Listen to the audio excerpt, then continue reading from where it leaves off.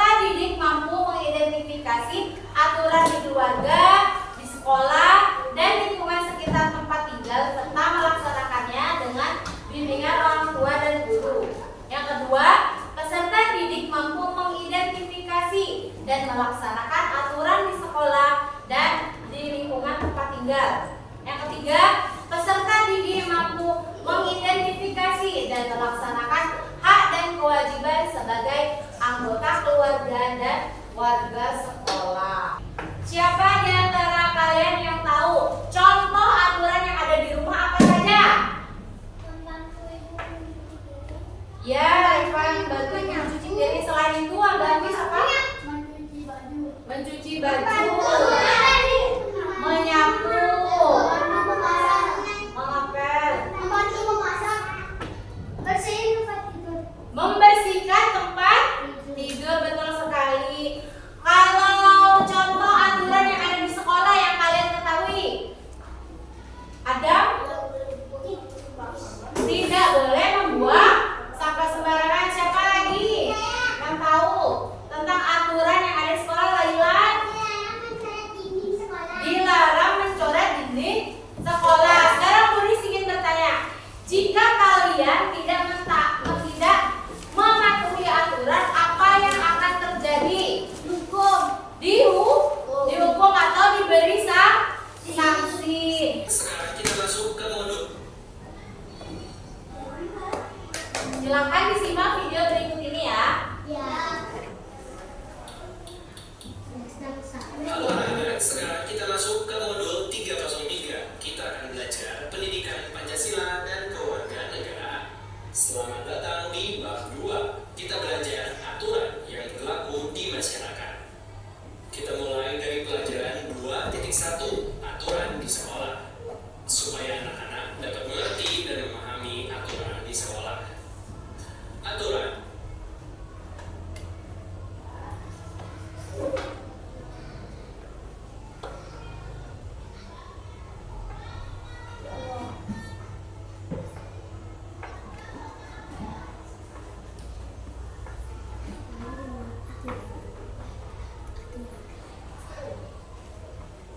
Jakarta sudah memberlakukan aturan ganjil genap loh. Seperti apa aturan permainannya?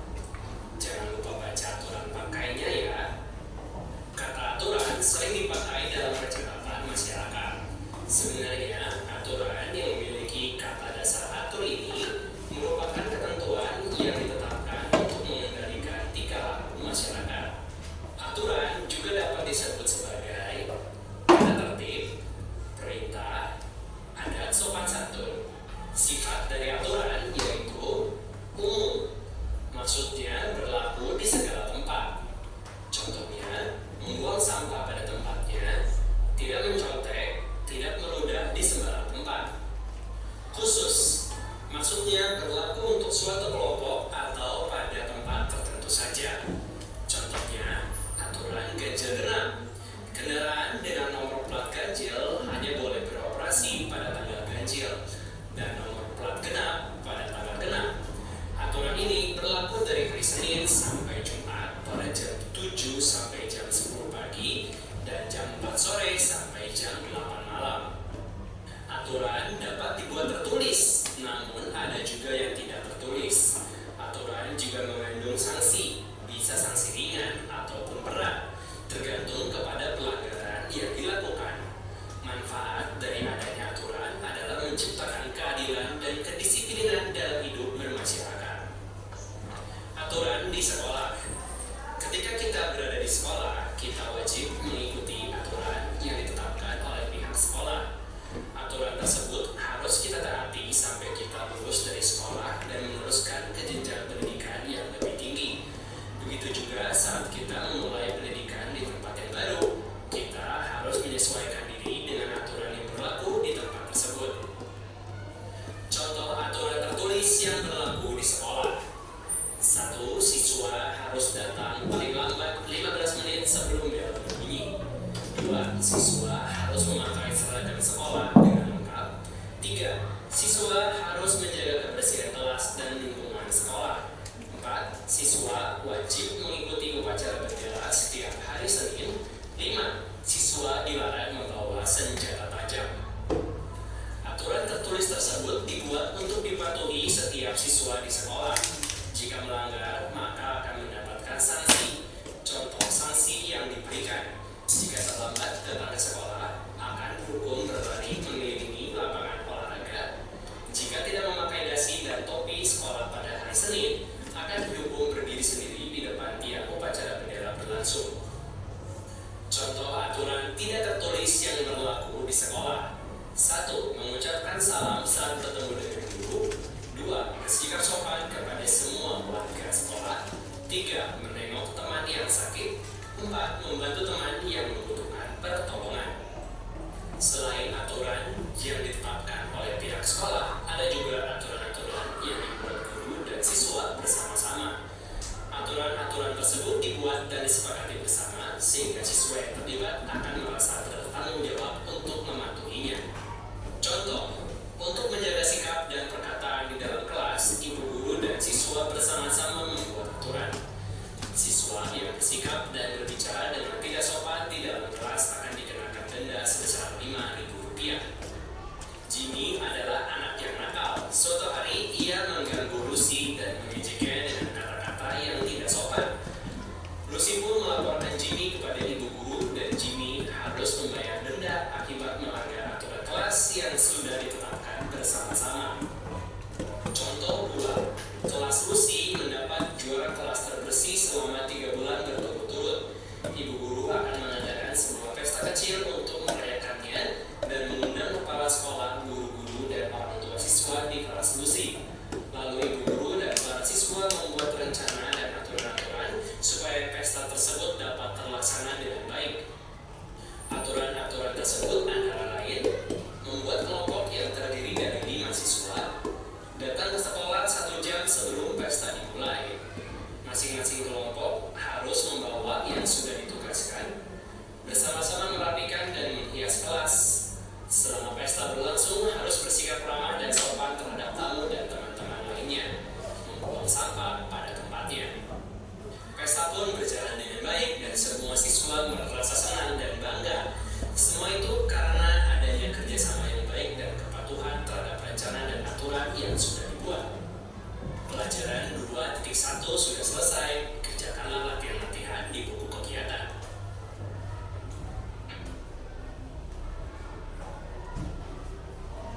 Setelah kalian menyimak video, adakah yang bisa menyimpulkan dari video yang sudah dijelaskan? Laila, silakan maju ke depan. Aturan sekolah ada 2. 1. Aturan yang tertulis di sekolah. 2. Aturan yang tidak tertulis di sekolah. Aturan yang tertulis di sekolah contohnya berbicara sopan dan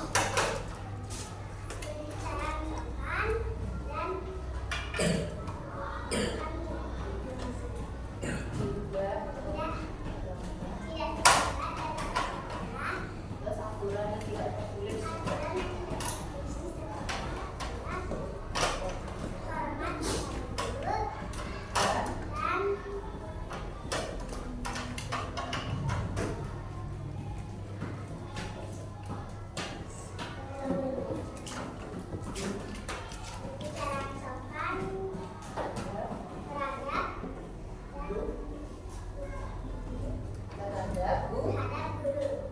Terima kasih Laila. Beri tepuk tangan buat Laila.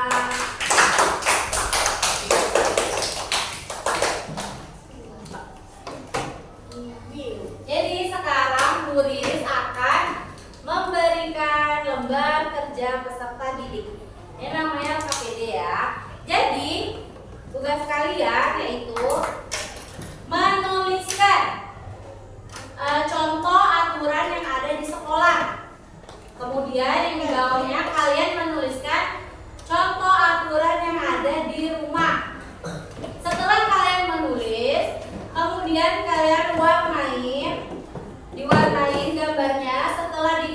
Setelah diwarnain, kemudian kalian gunting gambarnya. Setelah itu ditempelkan ke buku tulisnya. Paham?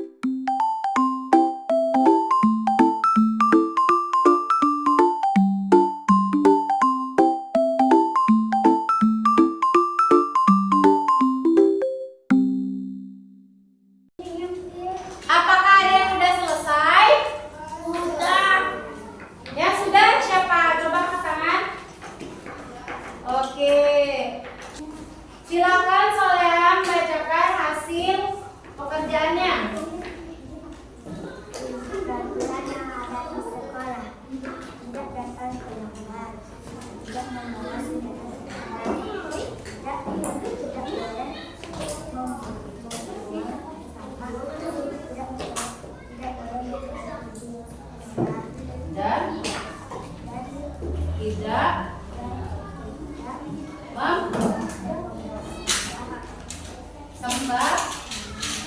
Terus bacakan peraturan yang ada di rumahmu.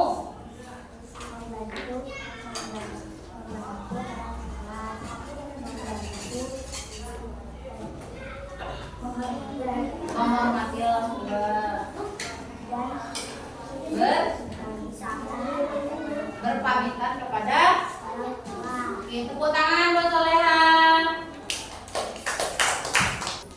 Baiklah anak-anak, sebelum Buris menutup pelajaran pada hari ini, Buris ingin mengucapkan terima kasih kepada kalian sudah berani maju ke depan untuk mempresentasikan hasil pekerjaannya. Sekarang Buris ingin menyimpulkan kegiatan belajar hari ini bahwa aturan adalah segala sesuatu yang harus ditaati dan harus dijalankan. Jenis aturan ada dua, ada aturan tertulis dan aturan tidak tertulis. Nah, contoh aturan yang ada di sekolah apa tadi? Tidak datang. Apa lagi? Tidak mengikuti upacara bendera, tidak membuang sampah sembarangan. Kemudian contoh aturan yang ada di rumah apa saja?